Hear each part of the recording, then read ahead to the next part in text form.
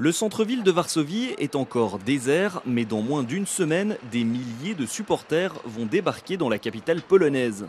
Ceux qui n'ont pas de billets pour aller au stade pourront se retrouver ici, dans la zone réservée aux fans. Les organisateurs sont prêts à accueillir jusqu'à 100 000 supporters les jours de match. On a installé 2 tribunes pour environ 2000 places assises. Le reste sera debout. Dans la zone, il y aura au total 6 écrans géants, dont un très grand avec une scène. Donc chacun pourra suivre confortablement les retransmissions de chaque match. Pendant l'Euro, les nuits seront courtes et le sommeil dur à trouver, surtout si on n'a pas de lit réservé. Dans les grandes villes polonaises, tous les hôtels sont pleins. Restent des solutions originales comme ce paquebot à Gdańsk qui restera à quai les jours de match pour se transformer en hôtel. 880 cabines à louer entre 150 et 200 € la nuit. On a encore beaucoup de place pour les matchs Espagne-Irlande et Espagne-Croatie.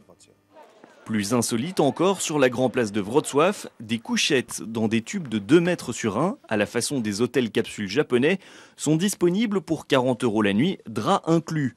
En revanche, l'hôtel ne garantit pas que vous ne tomberez pas sur un ronfleur dans la case d'à côté. Dans le tube, vous avez de la lumière, de la ventilation, un matelas confortable et un store que vous pouvez descendre pour vous reposer en toute intimité.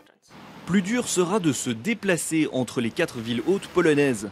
Par la route, comptez entre 3 et 8 heures pour aller d'un stade à l'autre. Le train est plus confortable, mais tout aussi long. Par ailleurs, les réseaux routiers et ferroviaires polonais sont tous deux réputés parmi les plus dangereux de l'Union européenne. Reste l'avion, qui est plus sûr et qui offre des tarifs concurrentiels. À l'instar du nouveau terminal de Wrocław, la Pologne a massivement investi dans la modernisation de ses aéroports. À l'heure actuelle, toutes les connexions nationales sont ouvertes, donc il est très facile et rapide de se déplacer entre les villes hautes, Varsovie, Gdańsk, Poznań et Wrocław. Pas besoin toutefois de payer un billet d'avion pour admirer les stades du ciel.